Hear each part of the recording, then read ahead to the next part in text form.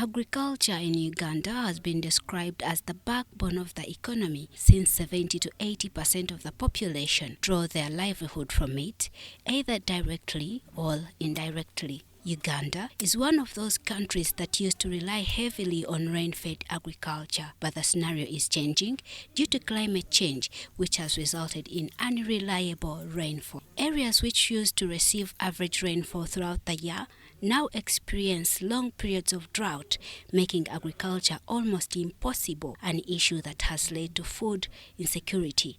Irrigation, which refers to artificial process of applying controlled amounts of water to plants, is one of the modern farming methods which has been adopted to ensure that there is food production all year around. Uganda is well endowed with natural water resources, including the Nile River, which is the best resource needed for irrigation. Farmers living around the Nile Basin are already tapping into the Nile water to apply irrigation to their farming systems. Helen Machika, a small-scale farmer in Kasangati, a Kampala city suburb, is one of those farmers in the country who have realized the benefits of switching irrigation in the face of climate change.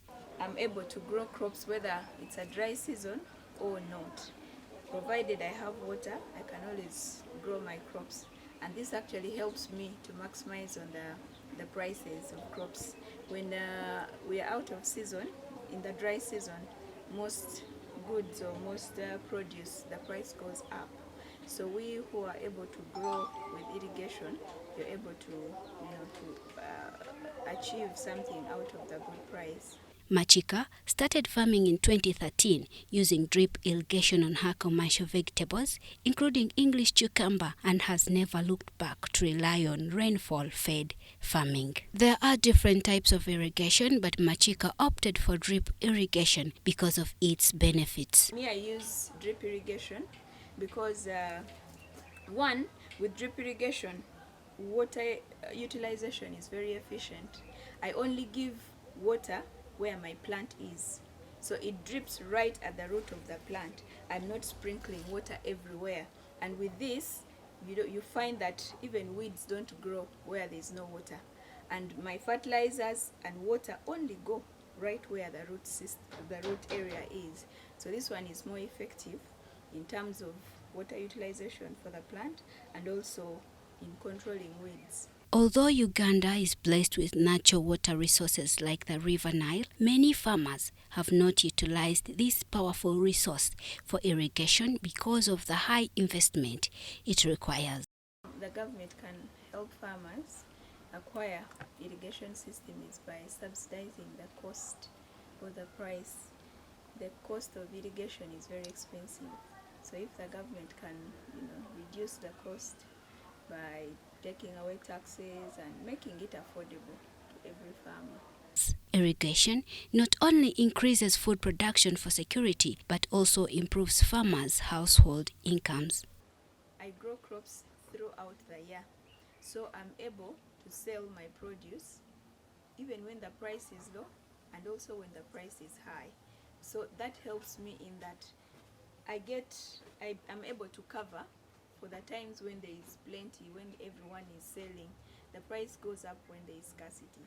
So with irrigation, it has helped me to increase on my yield, on my income. Uganda government has highlighted irrigation in all national development plans as one of the strategies that will propel the country to the middle income status. The principal engineer, water for production in the Ministry of Water and Environment, Engineer Godfrey Hashakimana, confirms that the aim is now to promote irrigation on the large scale.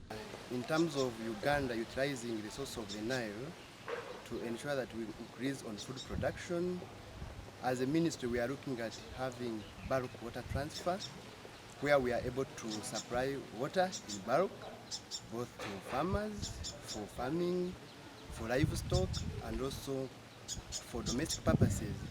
So the source of the Nile is a very good asset for the ministry.